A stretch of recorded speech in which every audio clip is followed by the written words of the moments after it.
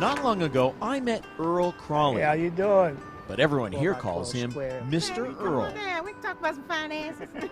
He's worked as an attendant at this parking lot in Baltimore for 44 years. So you really think it's going to improve the gas? Funny thing though, everyone was asking Mr. Earl about money.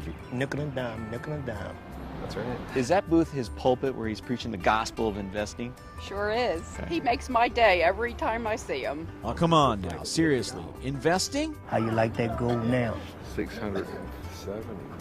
Earl told me he's never made more than $12 an hour. Never earned more than $20,000 a year. How you doing? So how could he know something about corporate profits? Gonna get you. I had to pry. So Earl, what's your net worth? $500,000. $500,000 Yeah, from working here. working here. That's amazing. A last statement. And there it is in his statements, over $500,000 net worth on a parking lot wage. Now Mr. Earl had my full attention. How did he do it? Stop working so hard and let the money work for you. Earl's first lesson came at age 13. His mother had him working the fruit stalls to help pay the family bills. He got to keep just a few quarters for himself. From the time my mother started taking my money that I earned on Lexington Market, that it wasn't money just to be thrown away. It was there to be used. Economics aside, Earl had another obstacle to overcome. Tebow is He tells me he's dyslexic. Back in the 50s, that meant settling for a life of low-wage manual labor jobs. So Earl figured he'd better sock away what little money he was making. It was just $1 here and $1 there, starting with savings stamps, and that led to savings bonds. At 26, he got married. And by the late 60s, Earl was feeding 3 children on a meager $80 a week. It was tough, but because we had to sacrifice a lot.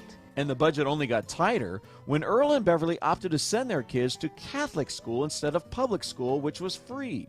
Earl took extra jobs to pay the tuition, and you better believe he made every penny count. Elementary school, I would ask for lunch money, and he would give me $1, and lunch was 85 cents, and he would reply before I walked out the door, "I want my change." As the years rolled by, Earl kept saving what seemed like meaningless amounts. He started investing $25 each month into a mutual fund and did that consistently for 15 years. By the late 70s, his net worth was $25,000. Later, as the children got older, he decided to play the stock market. And he bought one share, and, well, the rest is history. He bought stock in blue chips like IBM and Coca-Cola that paid dividends and... Instead of taking the dividends and pocketing it, let it set or let it reinvest itself, and it increased my shares. And the more shares I had, the more dividend I had. Eventually, the more money I have down the road. So where did this so-called slow learner learn so much about mutual funds and blue chips and dividend reinvestment plans? We're going to split this year.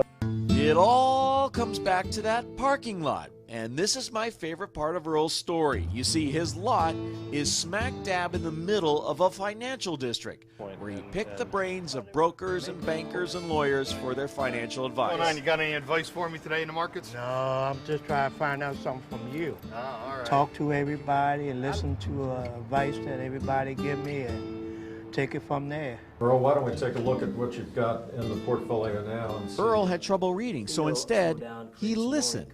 He believed in the power of compound interest and stocks for the long haul, which brings us back to the present. Today, Earl's stock portfolio alone is worth more than $500,000. And yes, his house is paid for. And no, he doesn't carry any credit card debt. He's somebody to emulate not only as an investor, but as an individual, and how to live your life and make the best of what the Lord gave you. Now, Earl is paying it forward. Here comes Brenda.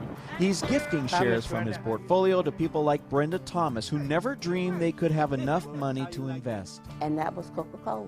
Because you told me to reinvest my dividends, I now have 77 shares. Oh, I'm excited about it.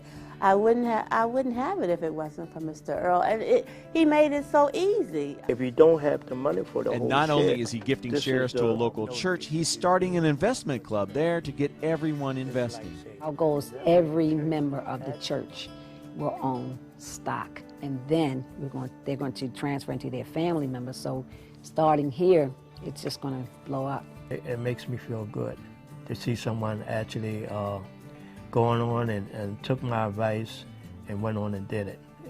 That's really a good feeling. So from his little green shack, Earl is helping others and preaching the gospel of investments. And at the end of my day with Mr. Earl, he told me his good fortune happened not in spite of, but because of his disability. I always used to say that I must have been the dumbest thing in school or the dumbest thing to couldn't learn, but God gave me the gift to listen and act behind it, and it's one of the best things ever happened to me.